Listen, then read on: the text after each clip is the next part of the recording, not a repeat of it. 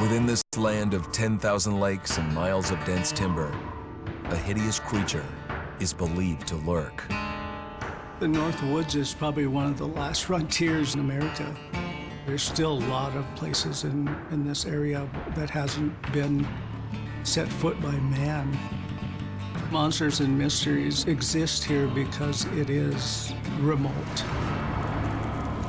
Up in the North Woods, winters are long.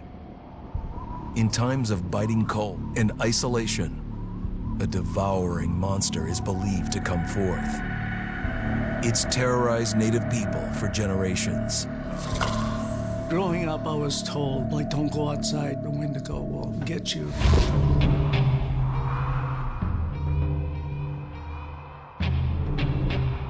Among the traditions of the northern Algonquin tribes is the Wendigo, a monster that can seize hold of a person to carry out its hunger for human flesh. Many Native Americans fear even talking about this Wendigo, and even the mention of the name will let the Wendigo find out where you are, and it will open you up to be possessed by this Wendigo.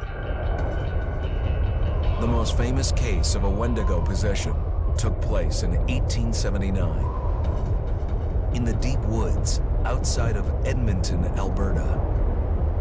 Swift Runner, a Cree Indian, was a trapper and a guide. He had left town the previous autumn with his wife, 6 children, and his mother. But when Swift Runner returned in spring, he was alone. Swift Runner came into a nearby village telling this heartbreaking tale. I had to watch them starve to death. Of his family being killed by starvation, and that he was the only survivor. My whole family gone. It wasn't hard to understand a family falling victim to a brutal winter. To even not. Yet something was suspicious about Swift Runner. He was a strapping man, and he came into town weighing over 200 pounds. It didn't look like somebody who had just weathered a terrible winter. He wasn't malnourished, didn't look like he was starving. He looked healthier than ever. After a few nights, it became clear that something was wrong.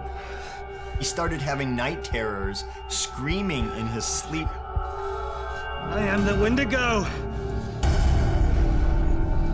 Villagers alerted the police. Swift Runner actually guided them back to his winter cabin. When they got there, that's when they saw the true horror.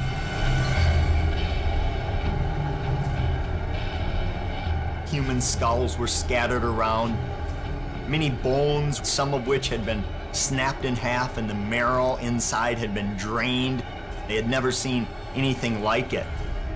Swift Runner had killed his entire family, shooting them, hitting them with an axe, strangling, and then eating most of their bodies.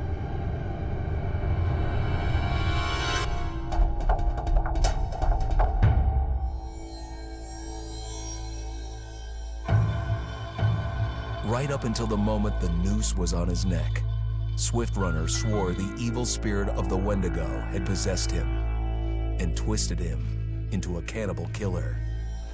When he was on the gallows, Swift Runner himself said, "I am no longer a man."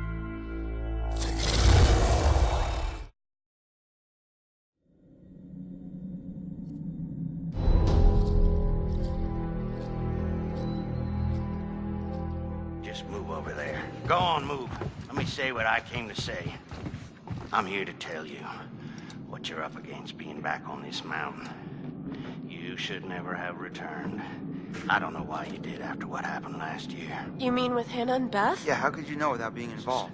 I don't take kindly to you kids coming up here to my mountain. Your mountain. The mountain don't belong to me, it's true. But it don't belong to the Washingtons. This mountain belongs to the Wendigo. Hi, this is Lee Robinson, production designer at Supermassive Games. Understanding the ancient myths of the Wendigo was key for their development that helped the visual look. Through sketches and concepts, these elements were visualized, such as eyes being milky, almost dead, with loss of lips and eyelids due to frostbite, fangs growing and arms and legs getting longer, with skin hardening and thickening to look snarling and menacing, yet withered and lean. What the hell was that? Another fucking piece of... Fingers and toenails extending like claws, allowing them to climb effortlessly. We made them look gaunt and weathered, and having ragged remains of clothes they wore. Blood-stained and rotten, with patches of hair still remaining, they retained strong skeletal limbs, which enable them to be agile and quick through the environment. Where are you? My name is Jamie Gallipo, Animation Director at Supermassive.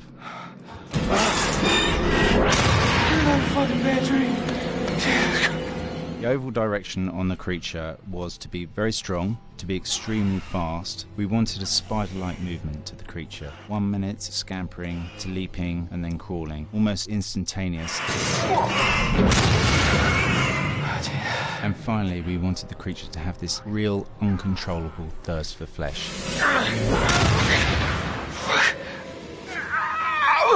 From a sound design perspective, the Wendigo is a real challenge. For the main vocalisations of the Wendigo, we used our own vocalisations, various different animals from the exotic to the farmyard, various plugins and processes to gel these sounds together and keep a human resonance behind that voice, telling the backstory of the Wendigo.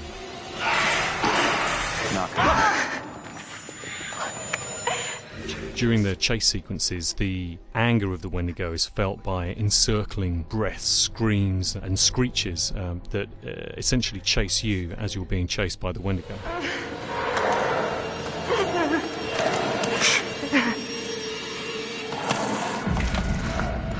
We would layer them up in a multitude of layers, sometimes 15, 20 sounds playing at the same time, to build up the vocalisations for this fearsome creature which is always in attack mode, hyperactive and chasing you throughout the game.